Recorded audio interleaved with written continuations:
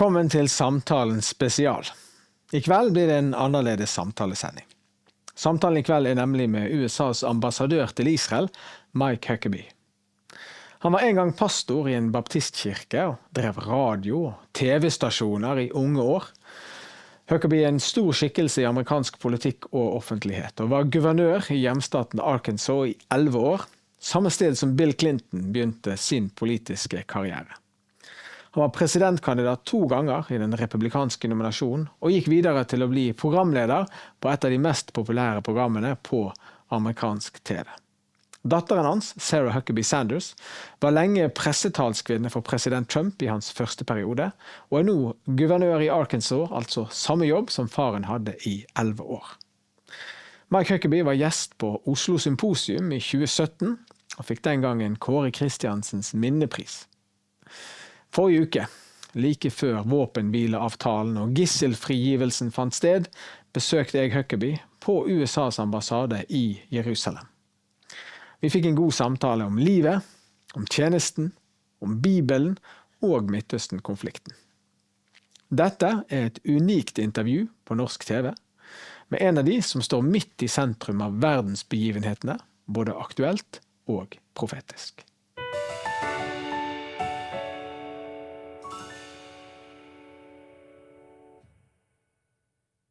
Ambassador Huckabee, thank you for agreeing to this interview and for your time here at the American Hub.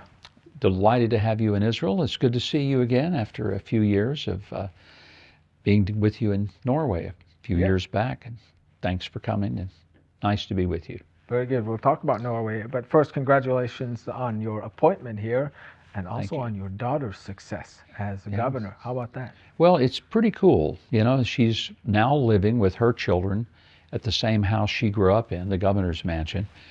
And I tell people the fun thing for me to watch as the grandfather is that when her kids think they're going to hide from her and get away with something, she knows where all the hiding places on the grounds are, so they get away with nothing. And I find that just wonderful. You were with us at the Oslo Symposium in 2017. Yeah. How was that experience for you? It was an incredible experience. First of all, Norway is such a beautiful, wonderful country, very hospitable, extraordinarily immaculate and clean in a way that is just delightful for Americans, you know, who sometimes have to go through and look at inner cities where there's litter and trash, and you go to a place like Norway and it's just so very refreshingly clean, and people are nice, and that was great. And beautiful scenery. I was just taken. I was there in the winter, February, so everything was frozen over. Didn't bother you guys one bit. Not at all. I was a little bit overwhelmed coming from the southern United States, where we don't see weather like that very much. But I realized it doesn't slow anyone down, doesn't cause anything to be canceled or even postponed. You just go ahead and manage with it. And that was something else. But all in all, it was such a great, great experience. And I hope to come back because it was, one that I wouldn't mind repeating. Wonderful. You're very welcome back. You have very important business in the city, and we'll get to that in a minute. But did you ever see yourself in this position as you were going about your political and media life?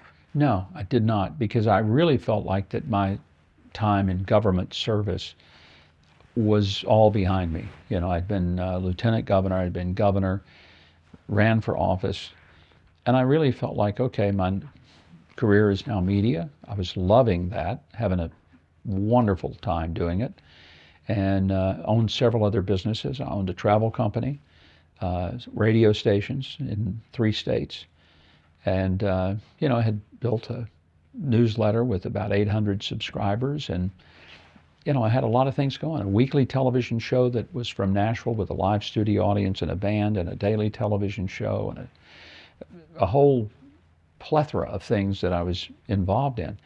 So the last thing I was looking for was divesting of every bit of that, walking away from it, to be an ambassador. It just wasn't even in my head at all. How are you liking it? I love the job. It's an incredible experience. I wouldn't have done this anywhere else in the world, but I've had a special relationship with Israel that goes back to 1973 when I first visited here as a teenager. Between my high school graduation and going to college, I first came to Israel. It was the summer of 1973, and fell in love with Israel. And Israel was not the same country then that it is now. It was not this startup nation, this very progressive, modern economics powerhouse that it is today. It was a struggling economy. It was not particularly that modern. Even in 1973, people don't realize that. On the Fridays, you'd go to the old city, and there were Bedouins who were marching their livestock through the old city. Sheep and goats and even camels were still hanging around the entrance to the gates. It's a very different city today, but a very livable city, wonderful place to be and live. I love it. And I'd come here about 100 times between 1973 and coming to be ambassador. One of the things that I did was created the tour company. We brought tens of thousands of Americans to Israel to see the land of the Bible. And it was, a place I felt so at home with and familiar with, that moving here to live here permanently was not something that was a culture shock like it would be for probably most people. You've had an impressive career for sure. One of the things you've done is you were a pastor. Yeah. Tell me about your calling. My first career was radio and television and advertising. I ran an ad agency. I did television, started in radio at the age of 14. That's how I worked my way through junior high school, college, and grad school. The pastorate was kind of a detour from what I thought my career was going to be, which was broadcasting, communications, and eventually run for office and get into politics.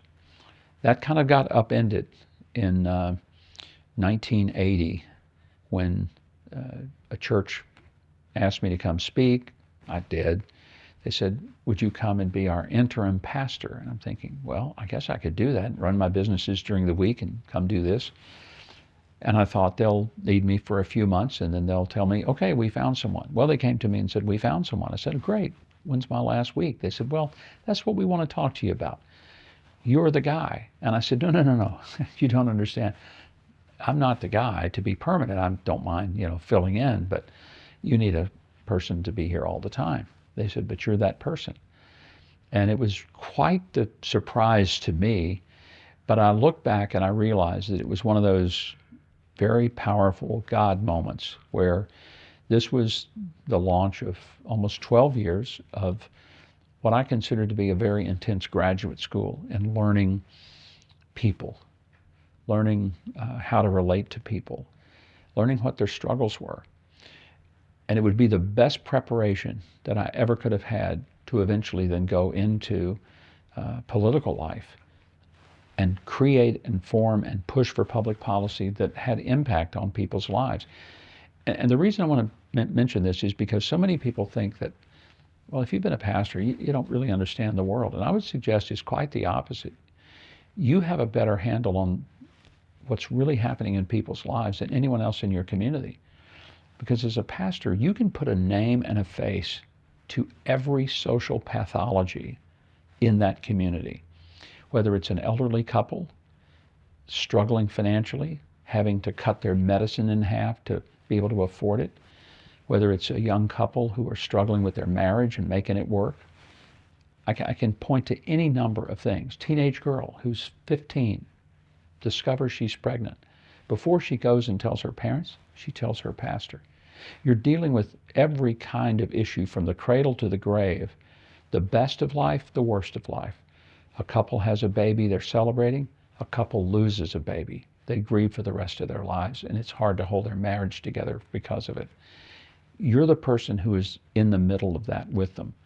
So for me, it was an incredible experience, not only developing and deepening my own faith, but it was also deepening my understanding of the struggles people were going through in a way that I never would have seen it, and a way that helped me when I was later developing public policy for what should we do, whether it's for healthcare or education, things that may not seem all that spiritual, but honestly, there was a whole lot of connection to it.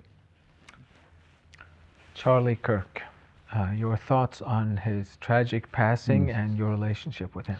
Well, I was shocked. It was about 3 o'clock in the morning when my phone was just blasting here.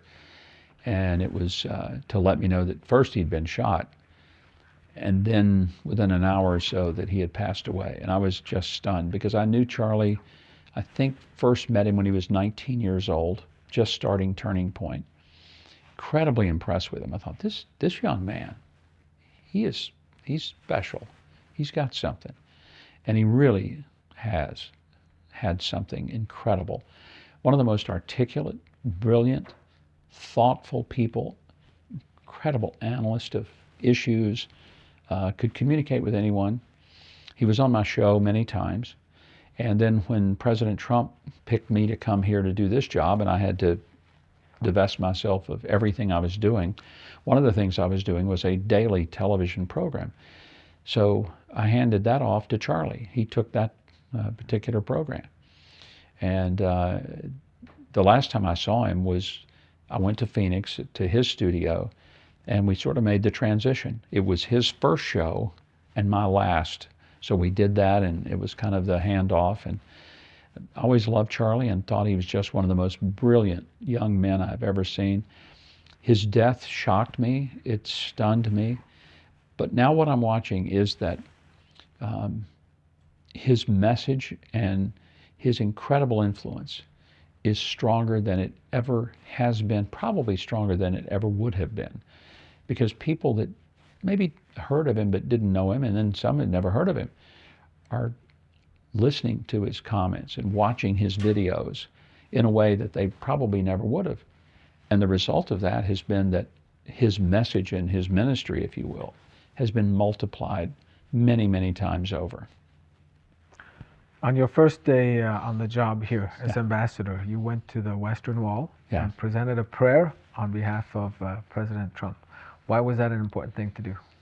I felt like it was an important way to identify with not only the country, but it was also an important way to send that message from the president who was sending me. And I'd been with the president the week before, and I said, Mr. President, I want you to write a prayer, put it on a little slip of paper. I'm going to take it, and I'm going to present it on behalf of the people of America and on behalf of the president, and put it at the Western Wall. And so he did. He put the prayer and put it on a slip of paper. I brought it with me. The first thing that I did upon arriving here was to take his prayer to the wall. And it was, for me, not just symbolic. It was certainly that, to say the United States identifies with our very unique ally and partner, Israel, but that the President of the United States sends this message through his appointed emissary to say that we stand with you. And it was a very special time and emotional in some ways to be able to do that on behalf of the United States. Shortly after you came here, you spoke at the Jewish News Syndicate, and you said the following: Israel is a chosen land for a chosen people, and that has been the truth for 3,500 years. Not your typical diplomat speak. No, it isn't, but it's the truth. And so one of the things that I find myself constantly hearing is, we've never heard, an ambassador say the things you say. But I say them in the context of both secular and also biblical history, because you cannot understand Israel apart from biblical history. Biblical history is also secular history. It doesn't mean that one is mythical and the other is real.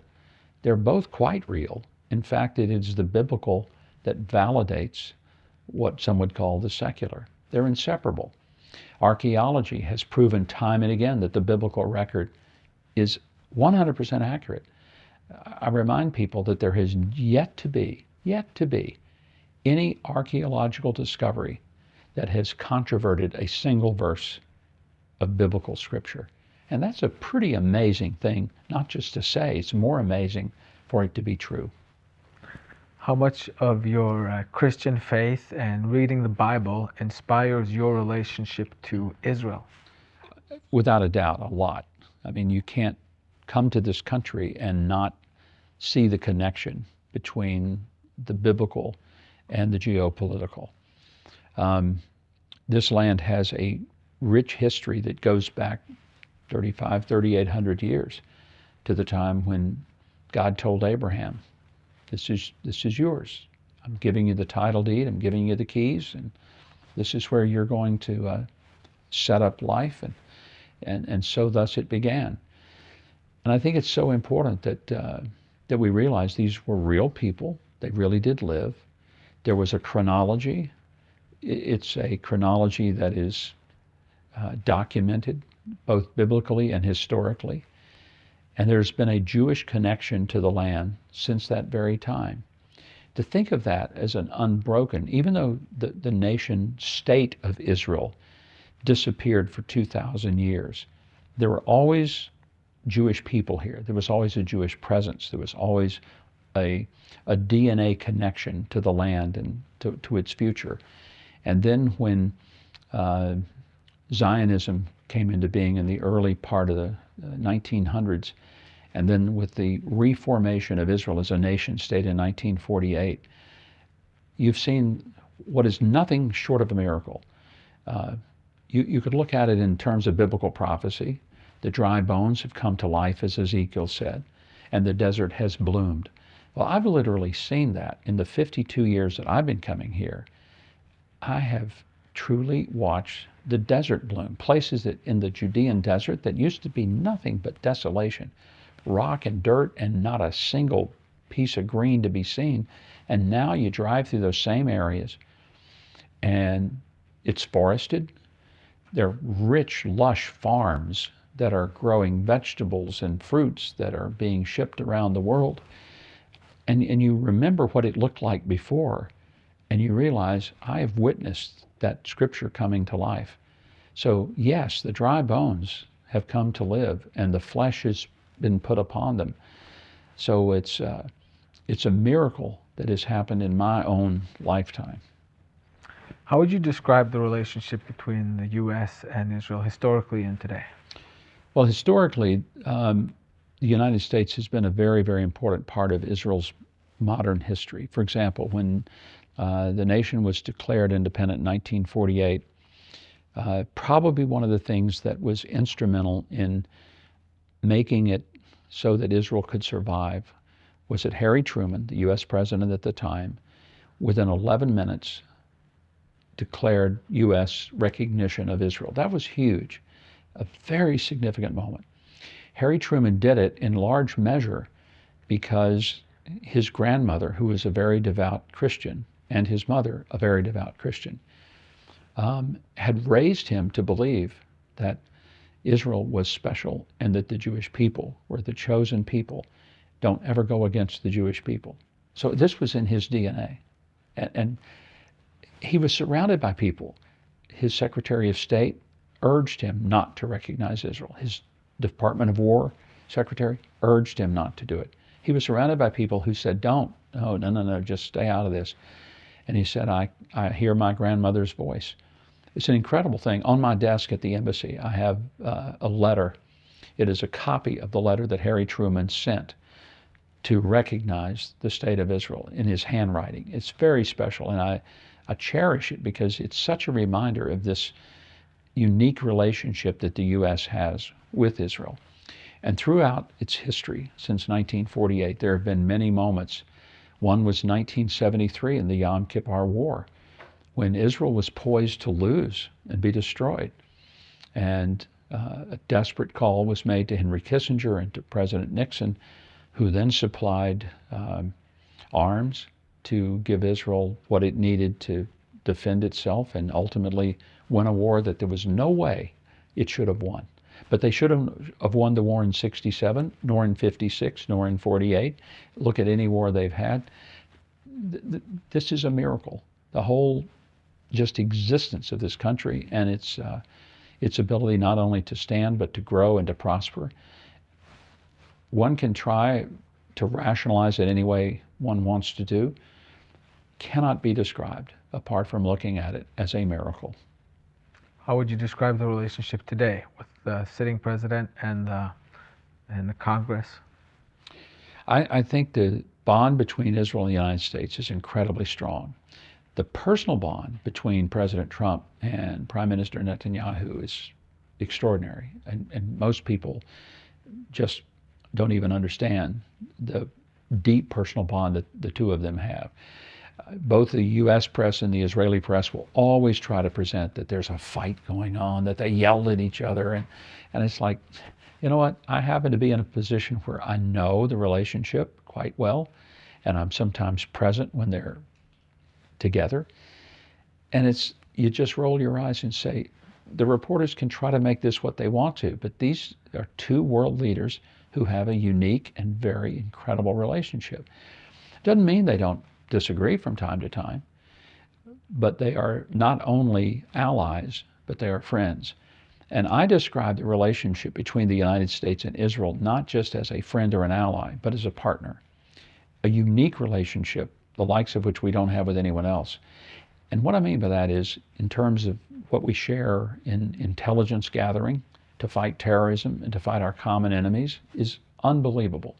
What we share in military hardware and the interconnectivity of that.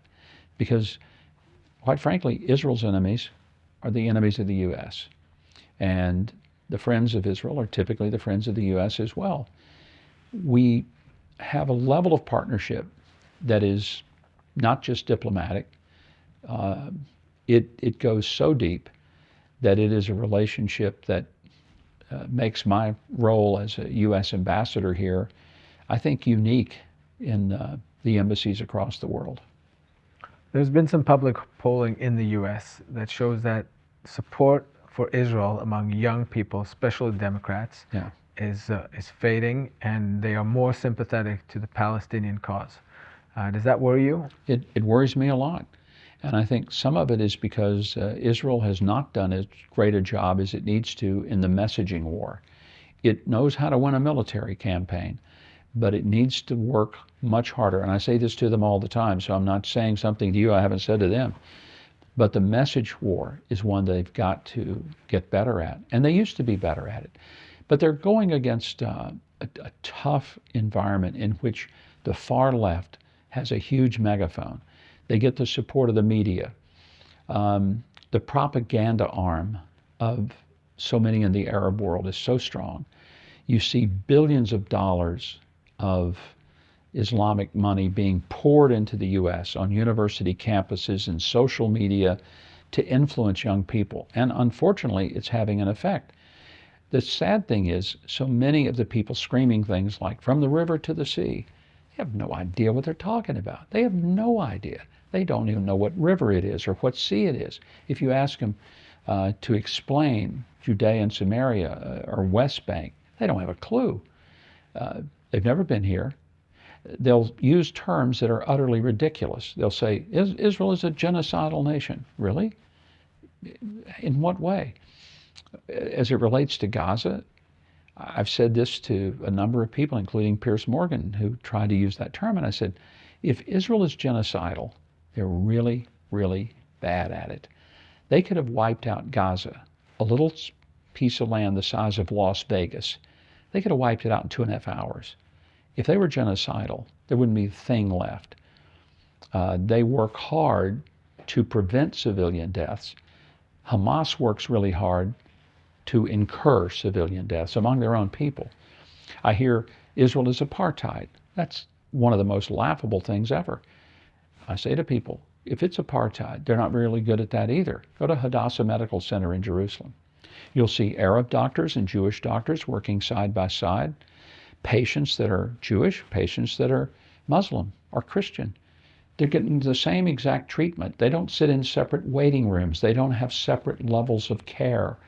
They don't even get the care administered only by Jews or only by Arabs. It's a very homogeneous healthcare system. There are Arabs who serve in the Israeli Knesset. Most people who talk apartheid, they don't even know that. They don't know that it was an Arab Supreme Court judge who sentenced a sitting Israeli prime minister and a sitting Israeli president to prison. So if that's apartheid, once again, they don't seem to understand the rules of it very well. There are many countries that are American allies. They want to stay close to America for reasons of security or economics, but they also criticize Israel a lot. USA's maybe closest allies, one of your closest allies. What are your thoughts on that? We push back pretty hard to other allies, and we say to them, as a good example, when recently France decided they were going to host this little stunt at the United Nations and push for unilateral recognition of a Palestinian state, which, by the way, violates the Oslo Accords. It violates any common sense, goes against international law to unilaterally declare a piece of land that belongs to someone and declare it belongs to someone else without involving any discussion with the current landowner. All of that was ridiculous, and so we pushed back hard. We admonished our French partners, all of our other European partners, and we imposed some pretty heavy visa restrictions on people from the Palestinian Authority from even going to New York to be a part of it. We thought it was a farce. We still think it is. And, we weren't mild about it. We were pretty expressive. I think it was offensive to us as America that people that should know better were out pushing it. What we also was trying to tell them was that with a war going on and hostages being held, the timing of this was ridiculously bad, and it had very detrimental, direct impact on hostage negotiations, killed it. Relationships between Palestinians and Israel hurt it dramatically. And it also gave a lot of fuel to the notion of Israel declaring sovereignty over larger parts of Judea and Samaria, which is not what the European countries were hoping and pushing for. So everything they hoped would happen didn't, and everything they hoped wouldn't happen was starting to happen. It was an utter disaster what they did. Do you think it has prolonged the war, cost human life? Yeah, without a doubt. And that's not just my opinion, but that's something the Secretary and the President have also said, because quite frankly, the U.S. is in the middle of these hostage negotiations, in the middle of trying to bring some resolve to this. So we clearly see what happens when they go out and make these declarations. The immediate impact of it was incredibly detrimental.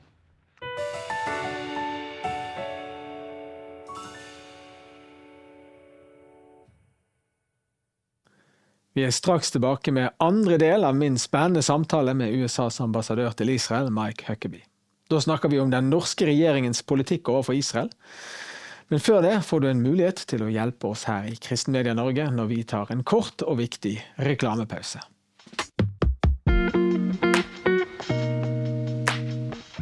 Takk for at du ser på programmet vårt. Hvis du setter pris på det vi gjør, vil vi invitere deg til å støtte oss.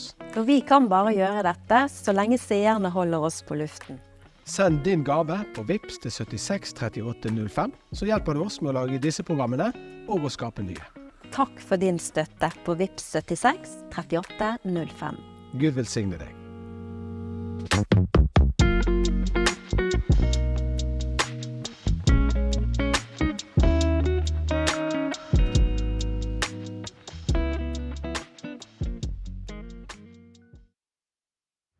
One of the countries that has been very critical of Israel is my own nation, Norway.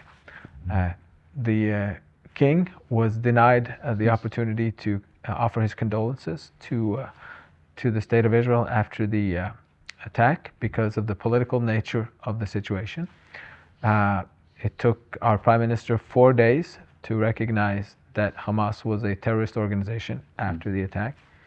And Norway was one of the first countries to recognize a Palestinian state in the wake of the October 7th attacks. What are your thoughts on Norway? It's disappointing. Norway, I think, should know better, and it's a beautiful country and great people. But I wish more of their leaders would actually come here, meet with not just government officials, just come and see for themselves. Open eyes, open ears. There's so much more that Norway has in common with Israel than they do with totalitarian nations that are Islamic in nature, that do not allow free speech, that do not allow for free elections.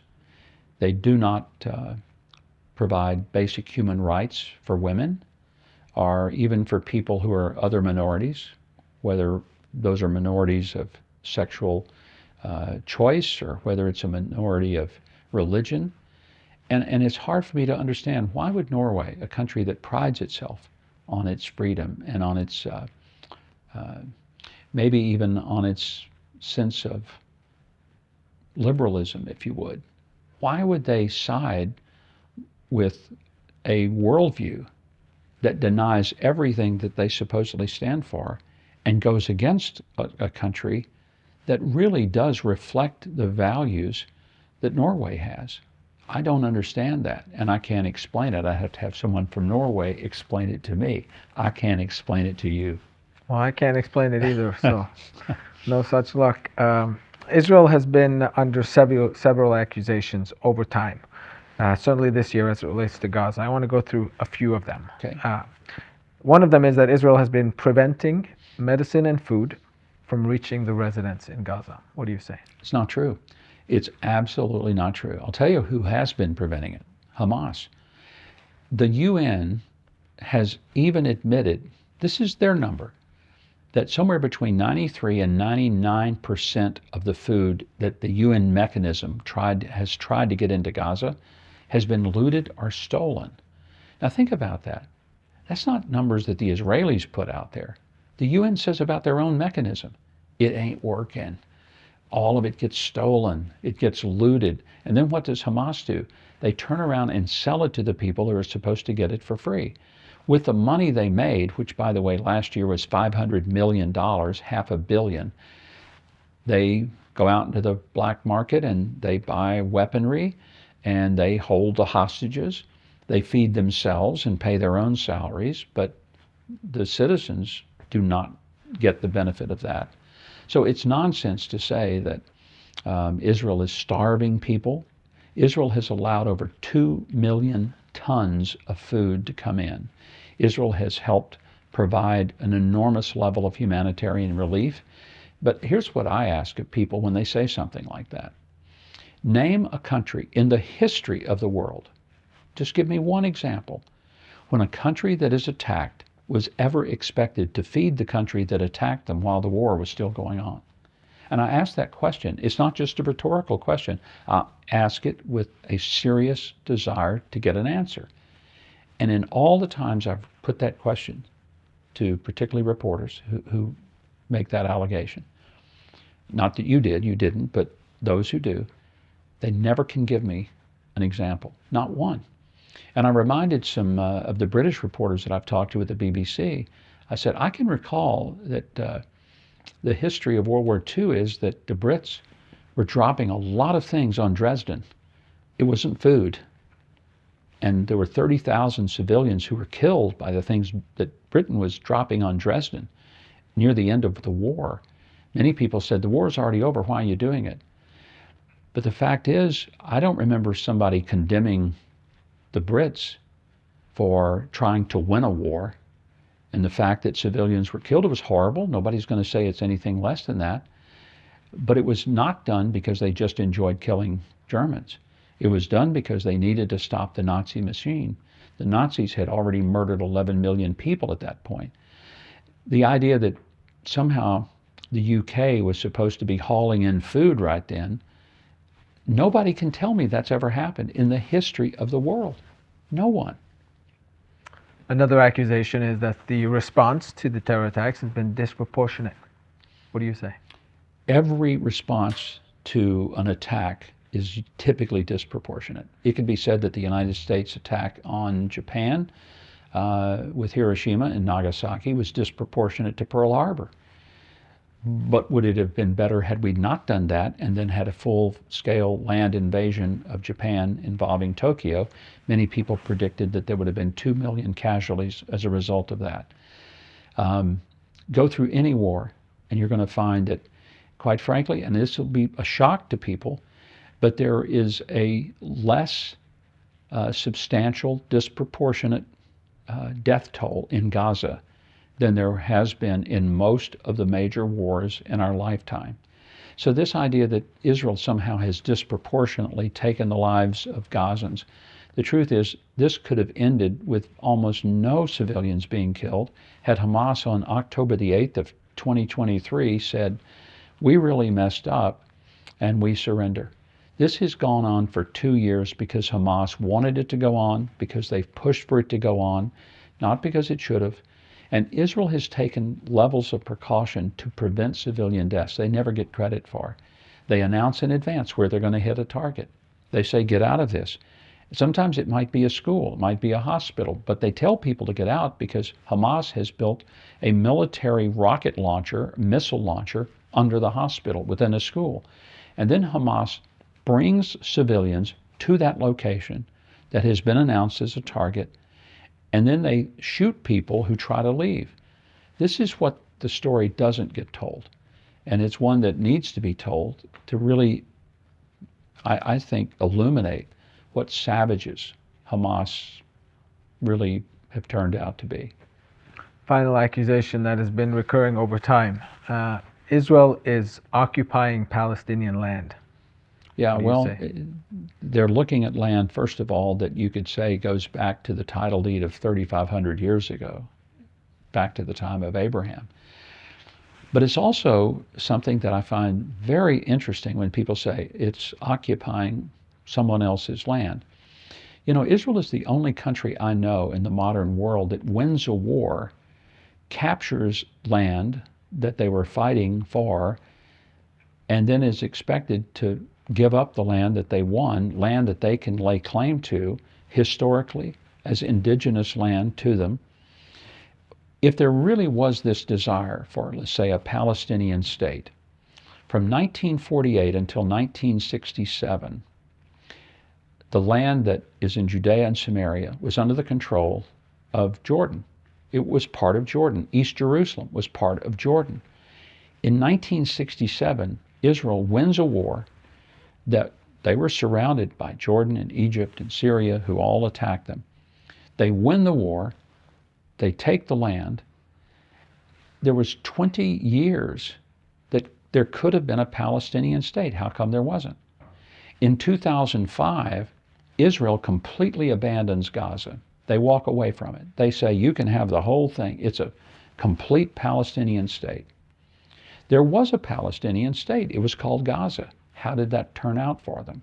They voted Hamas in power, who then took the billions and billions of dollars of aid that was given by countries across the planet, including the U.S., and instead of building a wonderful economy, building great scenery and extraordinary capacity, as they had some of the most beautiful beaches in all of the world, they in turn built a tunnel system that is larger than the London Underground, not for the purpose of transporting people or making a subterranean subway, but to hide weaponry and to hide their savage terrorists so that one day they could do what they did on October 7th, and that's run over and murder as many Jews as they possibly could.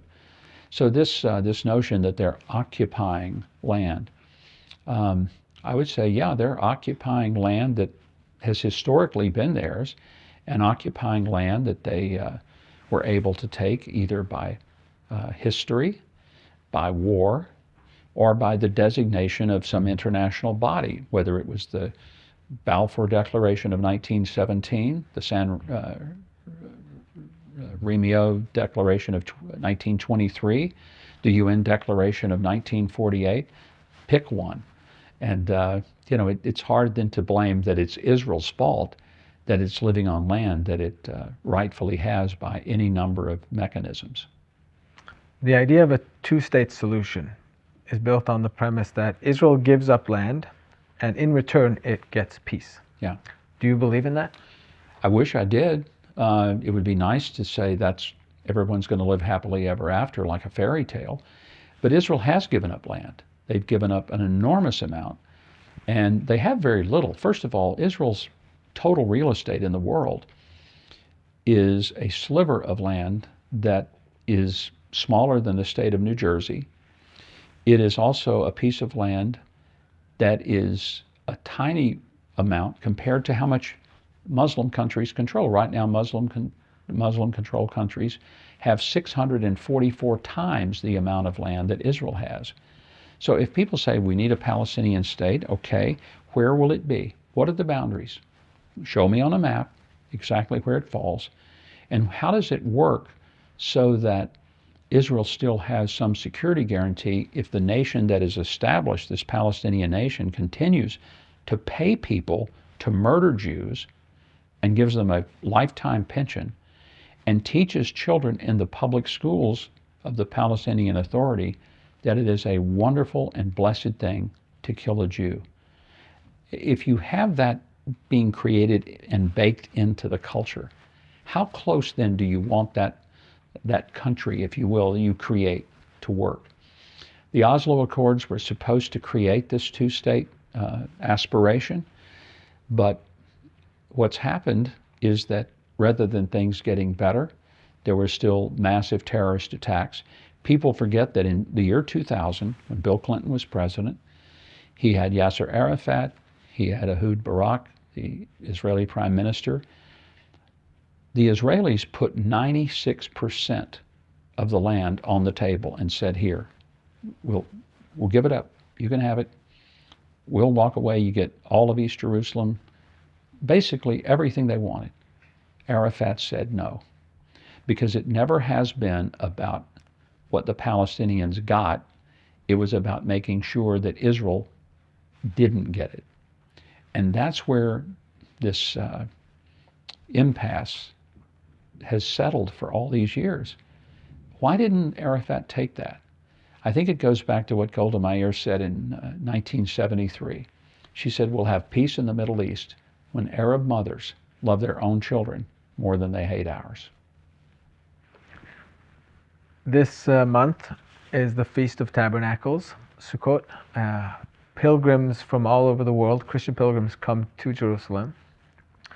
This Zionist movement is a global one. What's your view on that movement of Christians around the world who come here, support Israel, and fight Israel's battles back home in the public domain, etc.? So many people don't understand why are the Christians, particularly evangelical Christians, so supportive of Israel. It's very simple. There wouldn't be a Christian faith without Judaism. Everything in the Christian faith is built upon the empirical biblical evidence of Judaism. I tell my Jewish friends all the time that you can be Jewish and you don't need Christians to validate your faith or to authenticate it in any way. There is no Christian faith without the foundation of Judaism. We are built upon the faith of Abraham, Isaac, and Jacob. We are built upon the prophets. We are built upon the Old Testament, the law, the revelation. We're built upon all that has transpired up until the time of the Christian Messiah, Jesus of Nazareth, who was a Jewish. He was a Jewish teacher. All the early apostles of the early church were all Jewish.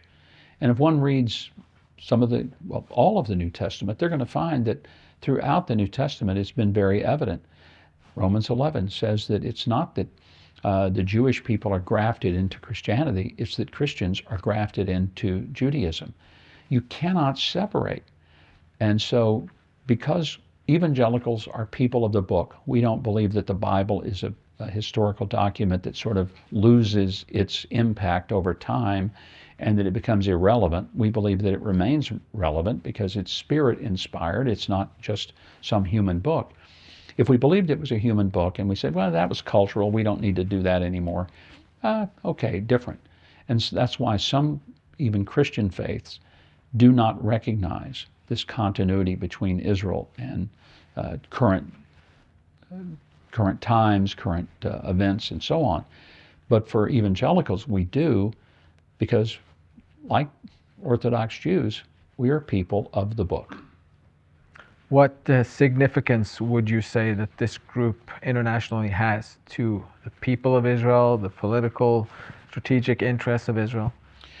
There's no doubt that evangelicals are the strongest supporters of Israel on the planet. Sometimes, in fact, a lot of the times, even stronger than some of the more secular Jewish people, certainly in America, but across the world. And it's because for us, it's justifiable from a geopolitical standpoint, completely separated from biblical. But if you add to that the biblical record and the biblical mandate, then the strength of support is overwhelming. And it's tied not only to our political worldview of freedom, being able to vote in your government, being able to criticize your government, and the Israelis are really good at that. But it's also because there is a biblical connection to the land, to the people, to the purpose for which God has created them. Ron Dermer, a Israeli Minister of Strategic Affairs, an important guy, he said at one point that he thinks Israel should prioritize the passionate and unequivocal support of evangelical Christians over that of American Jews, who he said are disproportionately among our critics. What are your comments on that? Ron's a very good friend of mine for probably 25 years. I've known him. And, you know, his observations are fascinating because obviously he's one of the most important people in the Israeli government. But it's also an accurate reflection of his own understanding. He grew up in the U.S. and made Aliyah later to come to Israel as an observant Jew. So he's very committed to being a religious participant as a Jewish person. But he recognizes that the support of the evangelicals, particularly in America, is second to none, and that it is the strongest and most maybe loyal support. I remember, for example, a conversation I had with President Trump back in the campaign of 2016.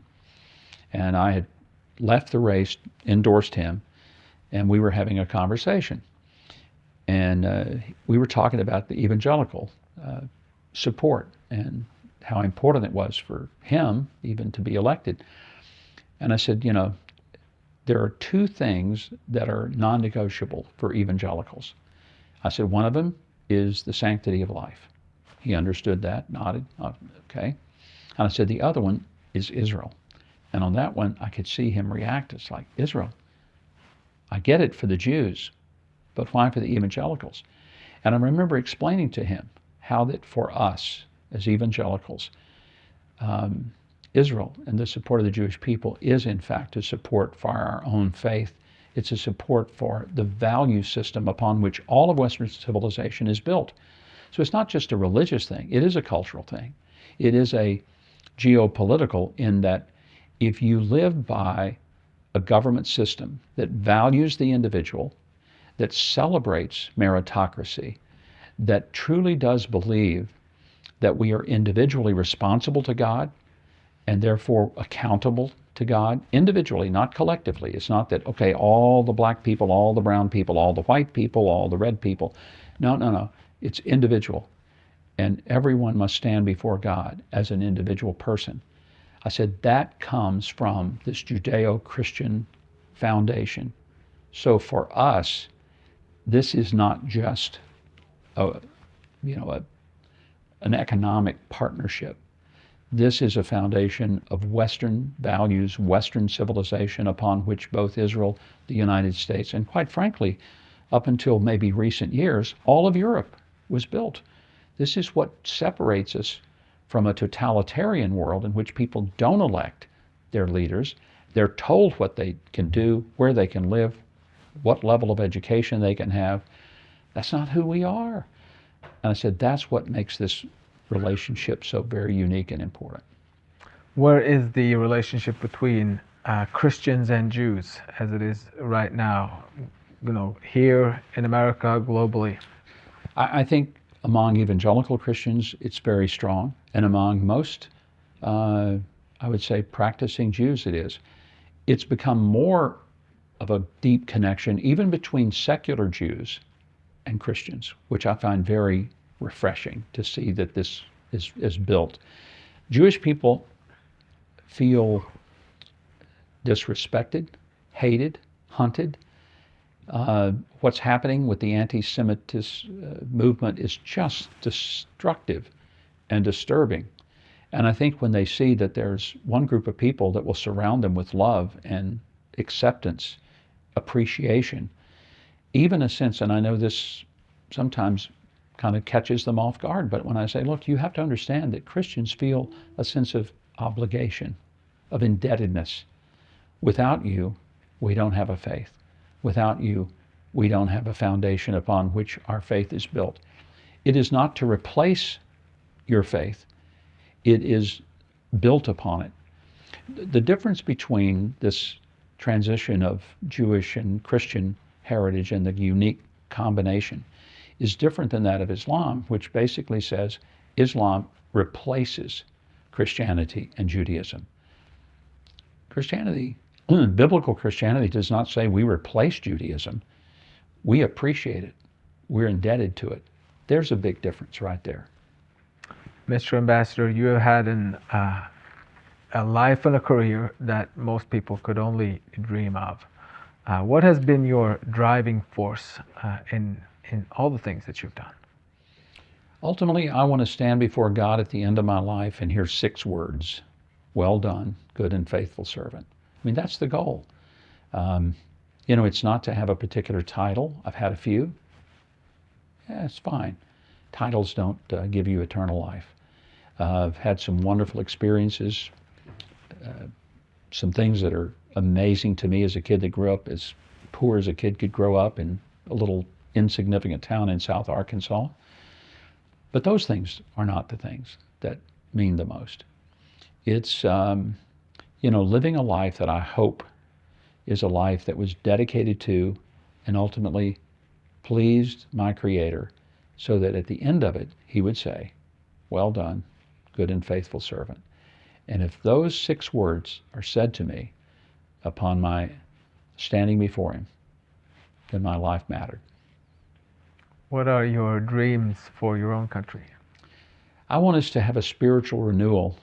I want us to see America go back to being at that place where people understood God consciousness.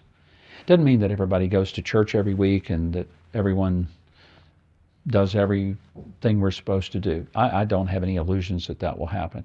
But there have been periods in American life when there was significant spiritual revival, renewal, a reformation of culture, in which people had and I use the term God consciousness, is that people understood that whether they went to church every Sunday, that there was a permeating worldview that said there is a God.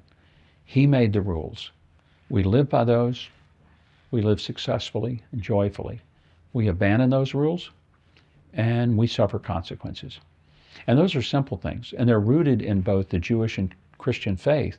You don't murder somebody. How come? Because God said it's wrong. But intuitively we know that. We don't covet something. We don't desire and try to steal something that belongs to someone else. Why? Because God says it's wrong. But intuitively, don't we already know that?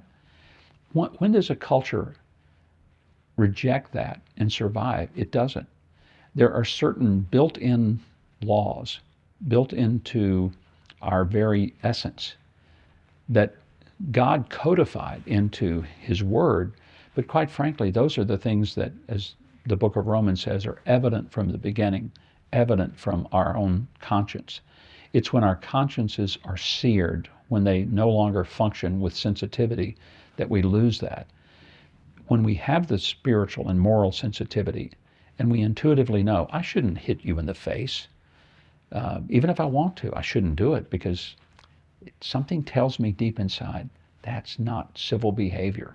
Something tells me I shouldn't steal something that you have because I want it, because something inside of me says that's morally repugnant. I shouldn't kill somebody because I just don't like the way they look, because something inside me says that's not right. What that something is God consciousness. That's what I pray we get back to. Mr. Ambassador, I sincerely appreciate you taking your time, talking to us, talking to me. I know you have a very, very busy and important job. So on behalf of our viewers back home and people who watch you and have watched you, especially since you were in Oslo in 2017, thank you so much, and God's blessings in what lies ahead. Thank you. It's a pleasure to be with you. Enjoyed the visit very much. Thanks. Thank you.